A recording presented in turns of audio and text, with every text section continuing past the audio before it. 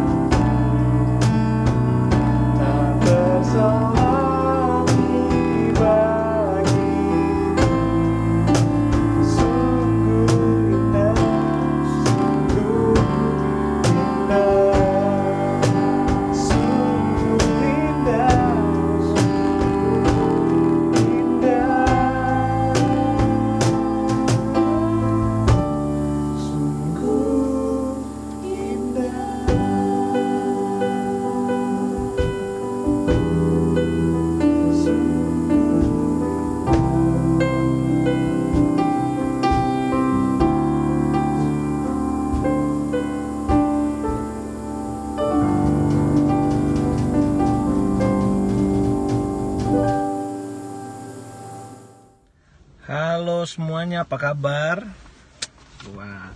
Gua harap kita semua dalam keadaan sehat, keadaan damai, sukacita semuanya ya, kita semua. Pertama kenalin, gua Chris, dan gua mau makasih juga buat teman-teman yang udah boleh kasih kesempatan gua ada di platform kalian ya. Gue di sini hanya mau sharing sedikit aja, nggak banyak, tentang tema kita bulan ini ya, bulan Februari, yaitu love, gitu. Ya kita percaya Tuhan bisa bicara banyak melalui firman Tuhan yang kita baca, yang kita pelajari. Jadi pertama-tama kita berdoa dulu ya. Kita berdoa ya. Bapa dalam surga, saat ini kami berdoa, sebentar kami mengucap syukur juga atas semua berkat yang Tuhan boleh kasih buat kami. Sebentar kami akan bahas sedikit tentang firman Tuhan. Tuhan berkati Tuhan hamba-Mu juga dalam memberikan firman Tuhan. Tuhan juga berkati agar melalui firman ini kami bisa menjadi berkat juga, dan firman ini menjadi rema dalam kehidupan kami, menjadi bibit Tuhan yang pada musimnya bisa berbuah 30, 60, 100 kali lipat, dan melalui kehidupan kami banyak orang yang bisa diberkati dan nama Tuhan bisa terus dimuliakan melalui kehidupan kami. Bapak terima kasih, kami serahkan semua dalam tangan-Mu Tuhan, hanya dalam nama Tuhan Yesus, amin. Oke, kita mulai dari arti kata pacaran. Pacaran dalam KBBI itu adalah teman lawan jenis yang tetap dan punya hubungan berdasarkan cinta kasih. Gue ulangin ya, teman lawan jenis yang tetap dan punya hubungan berdasarkan cinta kasih. Jadi yang pertama syaratnya kalau mau dibilang pacaran adalah harus berbeda jenis, tidak ada pacaran yang sama jenis. Dan yang kedua adalah tetap, nggak ada tuh kalau misalnya lu main colok sana main colok sini, sama cowok sana sama cowok sini, sama cewek sana sama cewek sini, itu bukan pacaran juga. Dan punya dasar cinta kasih. Kalau lu sama orang tuh cuman buat apa ya, main-main doang lah, nggak mengasihi gitu ya, itu nggak bisa dibilang pacaran juga. Dan sebenarnya pacaran tuh apa ya, istilahnya dasar lah sebelum kalian menempuh hidup suami istri yang asli gitu ya. Dan pernikahan itu memang Tuhan yang inisiatif gitu. Kita baca coba ya dari Kejadian 2 ayat 18. Tuhan Allah berfirman, tidak baik kalau manusia itu seorang diri saja. Aku akan menjadikan penolong baginya yang sepadan dengan dia. Kemudian Tuhan Allah berfirman, tidak baik kalau manusia itu sendiri saja. Jadi memang pacaran atau pernikahan itu memang Tuhan yang inisiatif. Tuhan yang inisiasikan. Organisasi pertama di dunia ini adalah keluarga, dimulai dari pernikahan. Nah, untuk kalian yang masih muda, yang masih pada muda, ya gue juga muda sih ya. Cuman yang masih pada sekolah, ya kalian kan tahu lah ya, ada pacaran, istilah pacaran. Menurut gue pacaran tuh ya normal lah. Kalian suka, cewek suka sama cowok, cowok suka sama cewek, ya itu biasa gitu. Jadi kalian nggak usah tabu gitu akan pacaran. Menurut gue sih, ya kalian bisa cerita sama kakak rohani kalian, bisa cerita sama orang tua kalian. Nggak perlu malu atas itu, nggak perlu. Justru ya kalian menyadari kalau kalian tercipta sebagai makhluk yang normal. Perempuan itu sukanya sama laki-laki, dan laki-laki senangnya sama perempuan. Jadi kalian nggak perlu malu-malu lah atas akan hal itu gitu maksudnya. Tapi pacaran tuh ada tujuannya dan ada rulesnya. Kita akan bahas ya. Jadi tujuan pacaran itu sebenarnya menurut gua tuh laki-laki, buat cowok-cowok nih, kalian tuh belajar. Nanti someday kalian jadi suami, kalian akan jadi kepala keluarga, kalian mulai belajar dari masa pacaran. Yang pertama apa? Laki-laki belajar bertanggung jawab. Oke? Bertanggung jawab, misalnya nih, kalian ajak pacar kalian jalan-jalan, izin sama orang tuanya, datang sama orang tuanya tuh, tante, om, misi mau ajak pergi anaknya, kayak gitu. Terus jagain, jangan dicuekin, antar pulang. Kalau misalnya kalian pergi main jalan-jalan, antar balik, jangan kemalaman pulangnya. Jaga kepercayaan yang orang tuanya udah kasih buat kalian, buat cowok-cowok nih ya. Jaga, itu perlu dijaga. Kalian harus belajar bertanggung jawab. Dari situ aja dulu. Sebelum nanti realnya akhirnya kalian menikah, kalian benar-benar jadi suami, someday juga jadi bapak, itu belajar dari pacaran gitu. Jadi pacaran bukan hanya cuma buat senang-senangan, pamer-pamer sama temen, ini gue punya pacar nih, apa segala macam, bukan itu. Jadi kalian belajar, oke? Terus kalian belajar menjadi pemimpin buat cewek kalian. Kasih tahu dia hal-hal yang benar. Kalau dia ngelakuin hal yang salah, kalian tegur dengan kasih gitu. Bukan buat pamer, pacar tuh bukan lah, bukan buat gaya-gayaan, bukan, tapi untuk belajar. Dan yang terakhir, kalian belajar mengendalikan diri, takut akan Tuhan gitu. Dalam pacaran itu penting banget. Nanti belakangan kita akan bahas kenapa takut akan Tuhan itu penting banget gitu ya. Buat perempuan nih, kalian juga belajar jadi penolong buat suami kalian. Itu juga ada dulu di firman Tuhan, buat suami, buat cowok kalian nanti someday jadi suami mungkin, atau sama, pokoknya kalian belajar menjadi perempuan, menjadi seorang istri, belajar ya, bukan jadi seorang istri duluan ya, belum ya, tapi belajar gimana caranya respect sama laki-laki, gimana caranya jadi penolong. Jadi kalau cowok kalian sedih, kalian hibur. Kalau cowok kalian malas belajar, kalian ingetin, ayo semangat belajar. Itu fungsinya gitu ya. Dan nggak belajar jadi perempuan tidak pemarah. Kenapa tidak pemarah? Nih karena kita versi cowok ya. Kita baca nih ayat-ayatnya nih ya. Dari Amsal 21 ayat 19 bilang, lebih baik tinggal di padang gurun daripada tinggal bersama istri yang suka bertengkar dan pemarah. Sekali lagi ya, lebih baik tinggal di padang gurun daripada tinggal bersama istri yang suka bertengkar dan pemarah. Jadi kalian belajar untuk menjadi istri yang tidak suka bertengkar dan pemarah. Tuh, buat cewek-cewek tuh, kita tuh lebih baik sebagai cowok ya, kita lebih baik tinggal di padang gurun daripada tinggal bersama istri yang suka bertengkar dan pemarah gitu.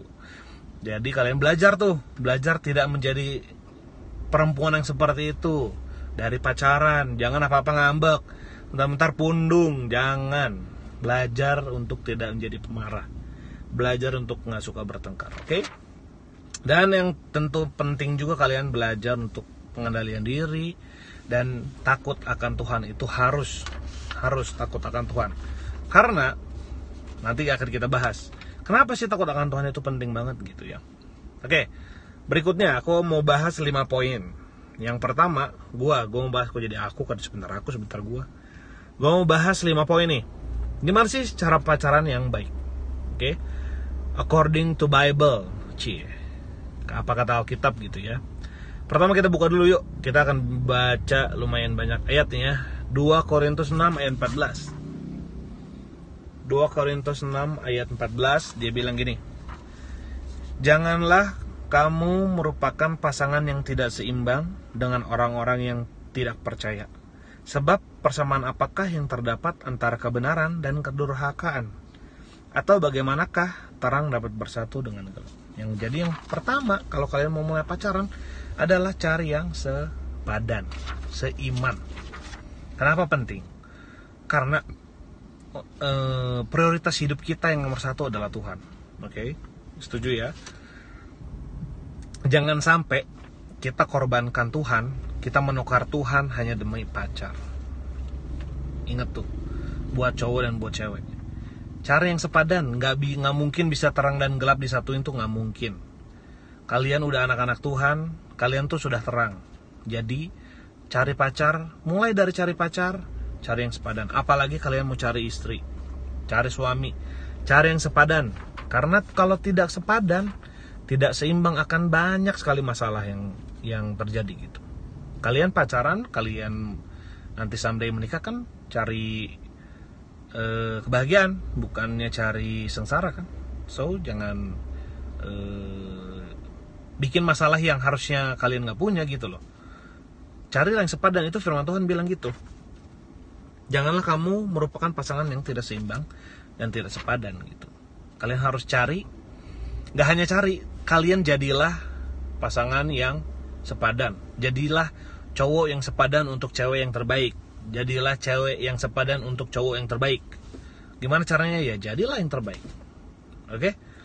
Jadi intinya kita pengen pacaran, pengen happy. Jadi jangan cari yang susah. Kalau kalian cari yang tidak sepadan, yang tidak seiman, akan terjadi banyak masalah. Lebih baik hindari yang kayak gitu ya. Nomor 2. Jadi yang pertama tadi adalah gimana cara pacaran yang baik adalah cari pasangan yang sepadan. Nomor 2, kita buka dari 2 Timotius 2 ayat 22 bilang gini. Sebab itu jauhilah nafsu orang muda, kejarlah keadilan, kesetiaan, kasih dan damai bersama-sama dengan mereka yang berseru kepada Tuhan dengan hati yang murni. Apa itu artinya? Kita libatkan Tuhan dalam pacaran kita. Kenapa kita harus libatkan Tuhan? Seperti di firman Tuhan bilang, kita tuh orang muda tuh nafsunya besar. Tahu kan artinya nafsu? Jadi ngelihat perempuan, aduh langsung naksir. Perempuan juga ngelihat cowok ganteng, aduh pengen banget. Itu nafsu orang muda tuh susah dikendalikan. Kita tuh manusia biasa lah, kadang-kadang jatuh dalam dosa, ya. Jadi kita perlu kuasa Tuhan dalam semua hubungan kita, apalagi pacaran, gitu loh. Nafsu tuh hal yang wajar ya, kalian nafsu. Laki-laki nafsu sama perempuan, perempuan nafsu sama laki-laki, itu wajar, tapi perlu dikendalikan. Makanya kita tuh gak akan sanggup lah, kalau kita ngandelin diri kita sendiri gak akan mungkin sanggup. Banyak tuh pasangan-pasangan yang hamil di luar nikah lah, pasangan-pasangan yang pacaran yang gak bener tuh banyak banget. Dan hasilnya ada yang hamil di luar nikah, mereka menyesal seumur hidup, itu udah gak bisa dibalikin. Gak mungkin itu bayi dibunuh, itu sadis banget. Udah, gak bisa, itu hanya menyesal aja, gak bisa ditarik mundur lagi. Jadi sebelum itu terjadi, harus selalu libatkan Tuhan dalam setiap pas hubungan kalian. Kalian mau pacaran kek, atau sudah pacaran juga, dilibatkanlah Tuhan, gitu. Jangan sampai nafsu itu ngendaliin kita. Makanya kita butuh kuasa Tuhan. Oke? Jadi gimana cara pacaran yang baik? Yang pertama tadi adalah cari pasangan yang sepadan. Nomor 2 adalah libatkan Tuhan dalam segala hubungan kalian, apalagi dalam pacaran. Nomor 3, kita coba baca 1 Korintus 3 ayat yang ke-16 dan 17. 16 aja deh. Tidak tahukah kamu bahwa kamu adalah bait Allah, dan bahwa Roh Allah diam di dalam kamu? Tidak tahukah kamu bahwa kamu adalah bait Allah dan Roh Allah tinggal di dalammu? Tidak kamu ketahui bahwa kamu rumah Allah dan Roh Allah diam di dalam kamu? Artinya apa? Jangan sampai, ini ayat 17-nya juga bagus deh. Sebentar ya. Kita baca sampai ayat 17. Jika ada orang yang membinasakan bait Allah, maka Allah akan membinasakan dia. Sebab bait Allah adalah kudus, dan bait Allah itu ialah kamu. Kita gak mau dong pacaran tapi Tuhan malah marah sama kita karena kita ngancurin bait Allah. So nomor 3, kita harus tahu sejauh apa kebebasan yang kamu punya dalam pacaran. Badan kita adalah bait Allah. Jangan sampai karena pacaran rusak bait Allah yang ada dalam kita. Jangan sampai Tuhan malah marah, ya. Tuhan menginisiasikan ya tentang hubungan laki-laki dan perempuan. Jangan sampai Tuhan malah marah karena kita nggak bisa tahu apa kebebasannya sampai sejauh mana. Jaga tuh badan kalian tuh. Badan kalian tuh bait Allah. Jangan sampai pacar kalian malah ngebuat kalian ngerusak badan kalian, tinggalin. Nggak bisa ya. Itu bukan pacar yang baik. Cari pacar yang support kalian untuk jaga bait Allah yang ada, yaitu diri kalian sendiri. Itu harus dijaga.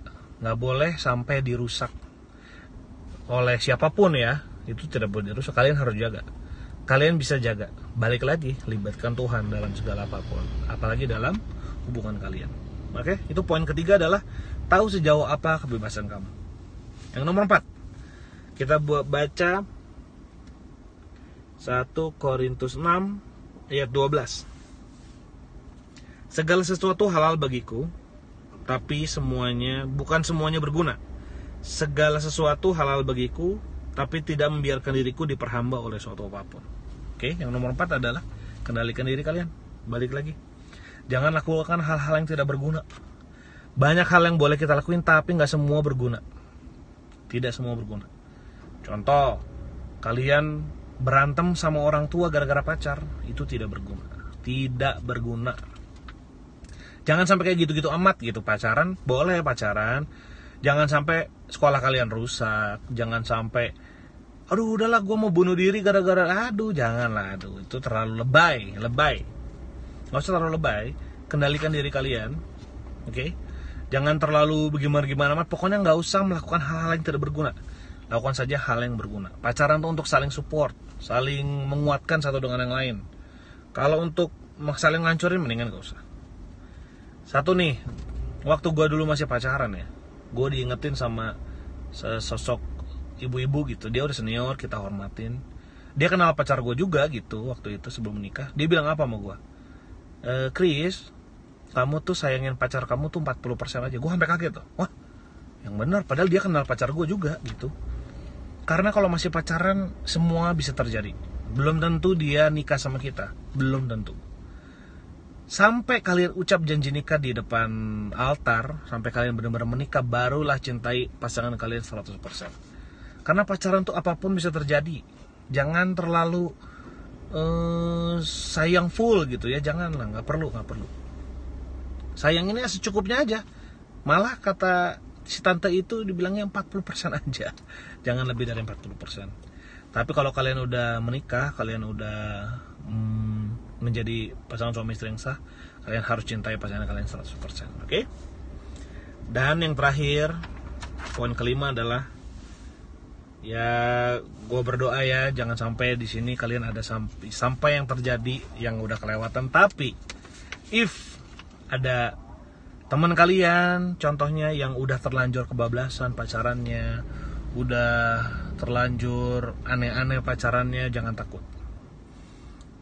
Dari Mazmur 51 ayat 4-6, ayatnya gini: terhadap engkau sajalah aku telah berdosa dan melakukan apa yang kau anggap jahat, supaya ternyata engkau adil dalam putusanmu, bersih dalam penghukumanmu. Sesungguhnya dalam kesalahan aku diperanakan, dalam dosa aku dikandung ibuku. Sesungguhnya engkau berkenan akan kebenaran dalam batin, dan diam-diam engkau memberitahukan hikmat kepadaku. Jadi jangan takut.